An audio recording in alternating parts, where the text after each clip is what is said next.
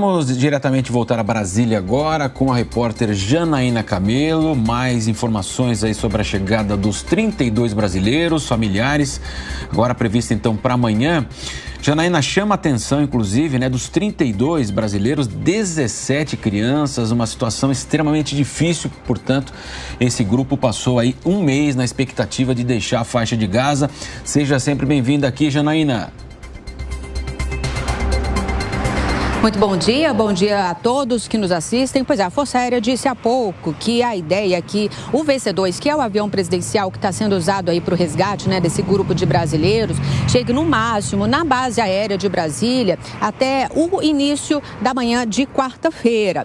Esse grupo de brasileiros ele está agora se deslocando para a cidade do Cairo, capital do Egito, num ônibus aí que está sendo fretado pelo governo federal, e aí são 6 horas de voo no total. Por conta desse deslocamento, então, eles vão precisar pernoitar em Cairo. E aí, no dia seguinte, então, eles pegam o avião VC-2, embarcam aí no avião presidencial. Esse avião ele vai fazer 2 paradas até chegar ao Brasil, uma na Itália e uma na Espanha. Depois que chegar em território aéreo brasileiro, ele para então no Recife, até então ter o destino final aqui à base aérea de Brasília. Ao todo, são 48 horas de voo. E aqui na base aérea vai estar montada uma estrutura, para receber esse grupo de brasileiros. Eles devem ser recepcionados aí por autoridades brasileiras, como, por exemplo, o ministro do Itamaraty, Mauro Vieira, ou possivelmente ainda não se sabe se o presidente Lula poderá também estar aí presente nessa recepção aos brasileiros na base aérea. E assim que eles chegarem, eles também serão acolhidos por agentes, por exemplo, da Receita Federal, da Polícia Federal, para que possam resolver aí possíveis pendências burocráticas, pendências com documentação.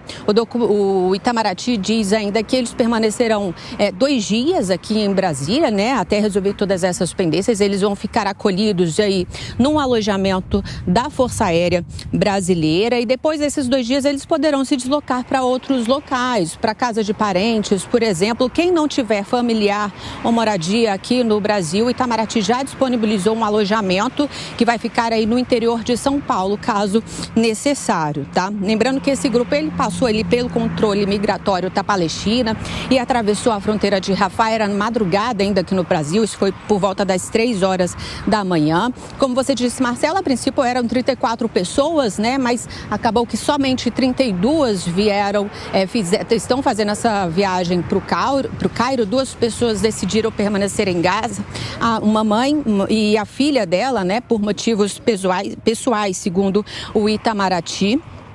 A tripulação do avião do VC-2, ela vai estar equipada também com médicos, com uma equipe aí de psicólogos e também de enfermeiros, além de suprimentos alimentares. Quem se manifestou sobre esse assunto foi o presidente Lula. Agora há pouco ele parabenizou a FAB, também parabenizou o Itamaraty, disse o seguinte nas palavras dele: pela dedicação e competência exemplares na operação Voltando à Paz, citando aí a operação de resgate, de repatriação de brasileiros aí na região palestina e também em Israel.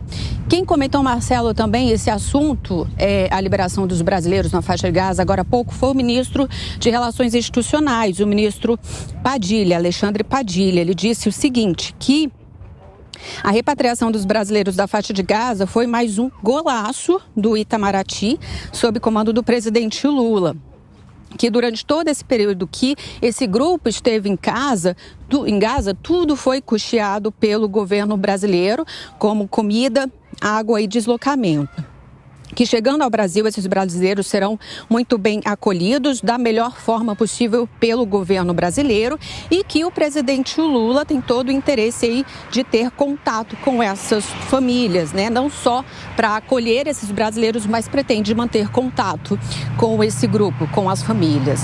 É isso, Marcelo.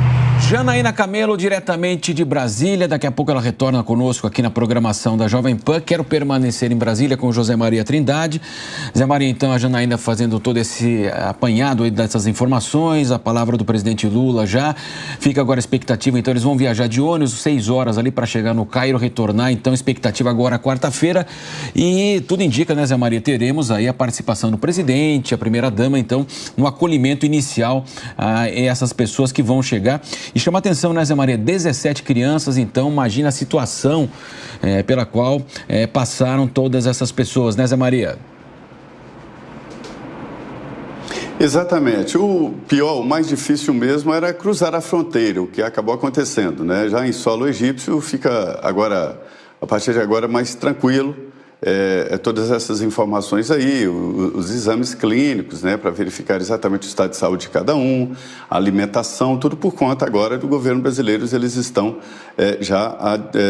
sob os cuidados do governo brasileiro. É muito interessante que agora nós conversamos com várias pessoas que estão, inclusive, lá na região durante a semana, Marcelo, e a dificuldade é muito grande, inclusive de abastecimento de alimentos, né? Não há mais a possibilidade de compra e tudo fica muito mais difícil e além, evidentemente, do medo de uma bomba cair no local onde as pessoas estão, há uma dificuldade de sobrevivência, de conseguir suprimentos diários. É muito difícil. E isso é um momento de terror que a pessoa vive. E aí, quando vem para o Brasil, agora a tranquilidade é maior.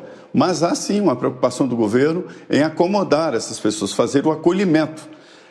E há um certo segredo ali de exatamente como será esse acolhimento, se eles vão todos para a mesma região, né? Evidentemente que alguns têm parentes aqui no Brasil e irão exatamente para onde estão os parentes. Mas há um trabalho do governo no depois da chegada aqui no Brasil e isto é muito importante.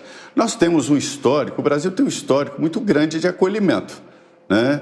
De várias outras ocasiões, na Segunda Guerra, depois da Segunda Guerra, no caso aqui da Venezuela, na situação crítica, vieram muitos venezuelanos e o Brasil recebeu, fez até uma operação de acolhimento e distribuindo pelo Brasil inteiro.